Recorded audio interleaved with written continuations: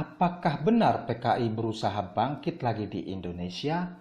Apakah benar komunisme mau berulah lagi di Indonesia?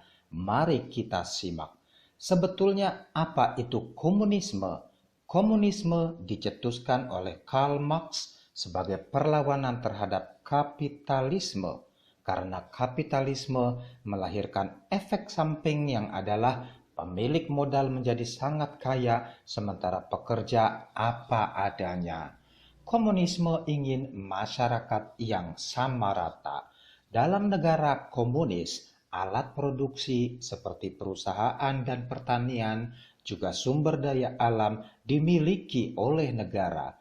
Keuntungan dari perusahaan semuanya diambil negara untuk dikembalikan bagi masyarakat sesuai kebutuhan masyarakat, untuk kemakmuran masyarakat. Itu gagasan ideal dari komunisme.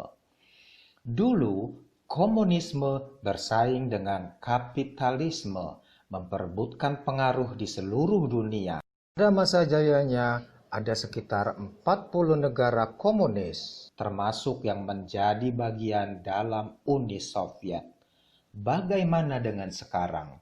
Komunisme yang bercita-cita melahirkan masyarakat tanpa kelas, semua sama, tak ada kesenjangan antara miskin dan kaya, ternyata hanya membuat kemiskinan. Ada jutaan orang yang menjadi korban kelaparan di Uni Soviet dan juga Cina. Mengapa begitu? Karena komunisme tidak akan peka terhadap kebutuhan masyarakat. Dalam kapitalisme, keinginan untuk meraup keuntungan membuat para pemilik modal berlomba mengetahui dan memenuhi apa yang dibutuhkan masyarakat. Inilah yang tidak ada dalam model ekonomi komunis. Komunisme tidak akan bisa dengan peka mengetahui apa yang dibutuhkan masyarakat, karena pemilik modal diberangus dan persaingan untuk mencari keuntungan dimatikan. Tak heran bila ada kejadian rakyat sampai kekurangan pangan dan kelaparan. Dan Uni Soviet pun runtuh. Komunis tak lagi berkuasa. Keruntuhan komunisme diikuti di hampir semua negara komunis di dunia.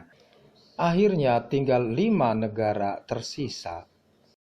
Vietnam, Laos, Korea Utara, dan Kuba. Korea Utara sudah tidak lagi mengaku sebagai negara komunis, tetapi negara yang berideologi bikinan sendiri yang namanya Juche. Jadi tinggal 4 negara komunis saja. Apakah ada di antara 4 negara itu yang ingin Indonesia jadi komunis? Laos itu negara yang tergantung pada bantuan negara lain. Vietnam sedang repot banting setir menjadi kapitalis. Kuba miskin dan juga jauh, tinggal Cina. Ini dia yang bisa jadi ancaman. Secara kekuatan militer dan ekonomi, Cina itu dahsyat. Tetapi apakah Cina bermaksud menyebarkan ideologi komunisme? Tidak juga. Cina jadi kekuatan ekonomi dunia saat ini. Justru karena model ekonomi yang dipakai sekarang adalah kapitalisme. Sejak zaman Deng Xiaoping, ekonomi Cina tak lagi komunis. Di sana sekarang berjamur perusahaan swasta yang jadi raksasa juga banyak. Alibaba, Xiaomi, Oppo, Wuling. Mana ada perusahaan swasta di negara komunis? Bursa saham juga ada. Mana ada bursa saham di negara komunis? Karl Marx ada di negara komunis.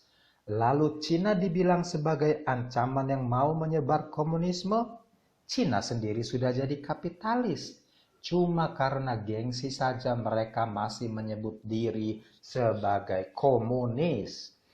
Ditambah lagi, Cina membiarkan Hong Kong menjadi demokratis dan sangat kapitalis.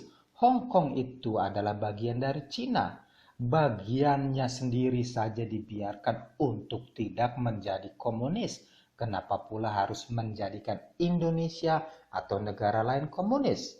Jadi, kalau ada yang bilang Cina adalah ancaman komunis bagi Indonesia, komunis dari Hong Kong. Ancaman komunis dari pihak eksternal itu tak masuk akal. Bagaimana dengan ancaman internal? Masih adakah orang Indonesia yang tertarik untuk membangun komunisme? Mungkin ada. Itu adalah orang komunis yang tertidur sejak tahun 1960.